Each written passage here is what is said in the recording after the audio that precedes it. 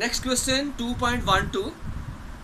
How are vector quantities important to us in our daily life? So if you have cleared the concept of vectors, you can easily answer to this question.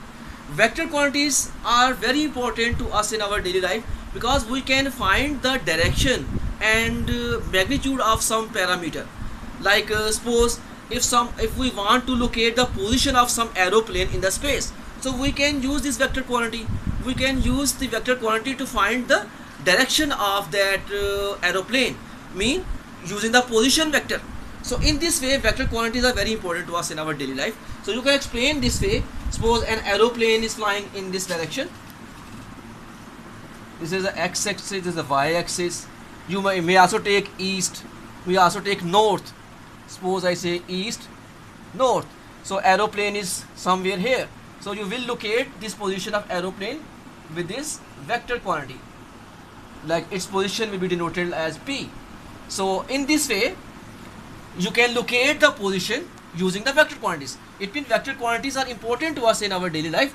We can find the size and direction of any physical quantity like aeroplane or some train moving towards east, west or north. So in this way we can use these vector quantities. So that's why vector quantities are important to us.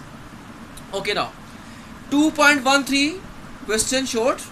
Drive equations of motion for uniformly accelerated rectilinear motions. So actually this is a not short question, it is a long question, but it will not be asked you like this way. He has asked you derivation of three equation of motions.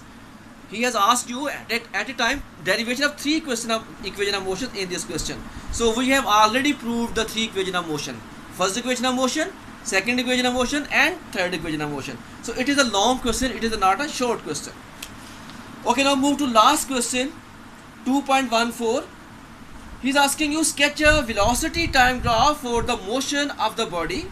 From the graph explaining each step, calculate total distance covered by the body. So I have already explained to you this graph as well. You have to draw speed time graph like this. Speed time graph, explain how it starts. Like you can start the motion from here, you can start from motion here and continue explaining how the body is moving, starting from initial speed, coming to the final velocity, and how you can find the distance. Everything you can explain. So I have already explained to you this question as an example. Note down it if you want to understand this question. Example on page 43. Example on page 43. If you know if you have understood the example 2.9 which I explained to you, the total answer you can write up 2.14. So I think now the short questions are finished. One thing I want to explain here, you also need to know the equation of motion in for a moving in a gravitational frame of reference. Like first equation of motion is here.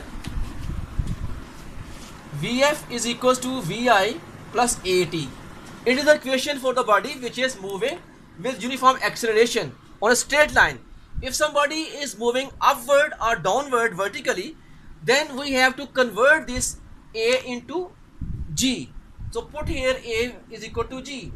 Vf remain the Vs same, Vi plus Gt. So this is also known as first equation of motion, but it is in the form of the body which is moving vertically upward with the gravitational acceleration, vertically upward or vertically downward. Then you use first equation of motion in this form. So very easy to convert first equation of motion in this sense.